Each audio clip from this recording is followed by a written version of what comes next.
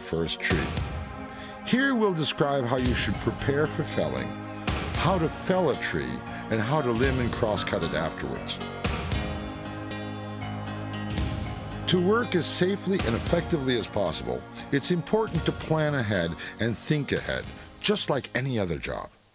To start with, you should always have someone with you. Never go into the forest and work alone.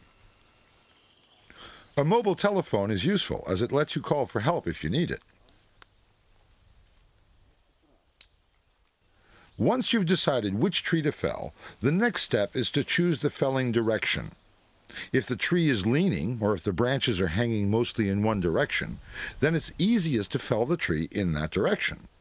If it's windy, you also have to consider the wind direction when you plan felling. Avoid trees that are close to power lines, buildings, or public roads. If there are other people nearby, make sure the safety distance is at least twice the height of the tree. Clear the ground around the tree to give yourself room to work. You should also clear your path of retreat behind the tree. When the tree falls, you have to move a few yards back into one side in case the root end springs up. Cut down any low branches that could get in the way, but remember, you must never cut higher than shoulder height. Once again, don't stand directly behind the saw. Think of the danger of kickback and use the trunk as a shield between you and the saw. To fell a tree in the right direction, we use a technique called directional felling. This means that you cut a hinge or a joint that forces the tree to fall in the direction you've chosen. To create this hinge, you must first cut a wedge-shaped piece out of the trunk on the same side to which you want the tree to fall. This is called the directional cut. The next cut, the felling cut, is made on the opposite side. However, you must not cut all the way through. Instead, you leave a strip that acts as a hinge and steers the tree in the right direction. First, you make the top directional cut and then the bottom one. It's very important here that the bottom directional cut is not too deep. It must meet the top cut exactly without being too deep or too shallow. The depth of the directional cut should be about 1/5 of the diameter of the trunk, and the inside angle must be at least 90 degrees so that the hinge can steer the tree all the way to the ground. The felling cut is made slightly higher up than the point of the directional cut.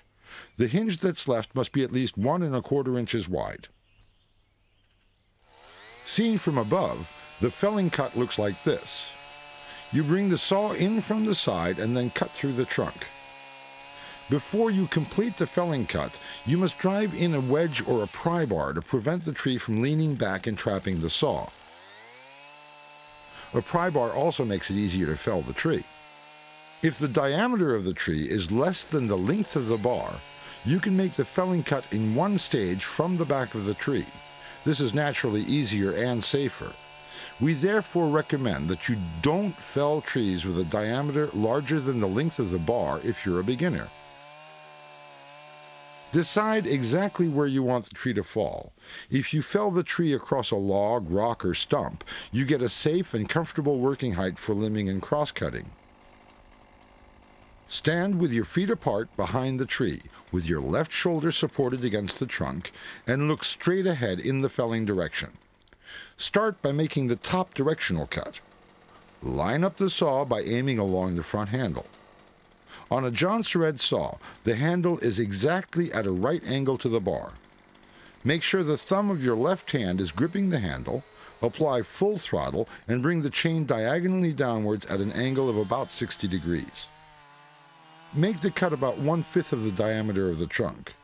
Start high enough up to leave yourself space for the bottom cut. Remain in the same position and make the bottom directional cut.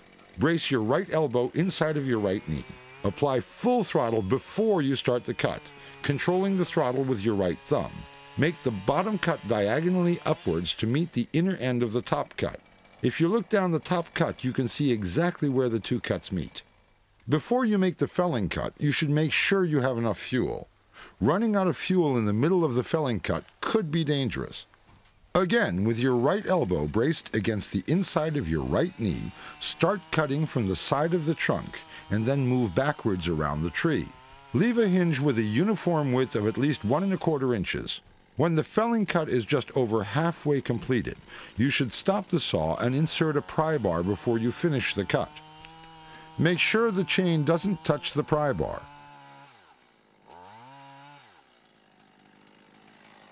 Put the saw aside and lift the pry bar, keeping your back straight.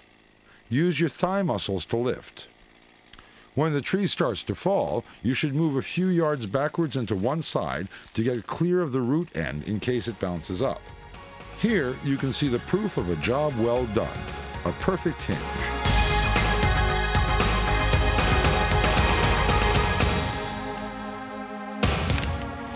Once the tree is lying on the ground, you can start limbing.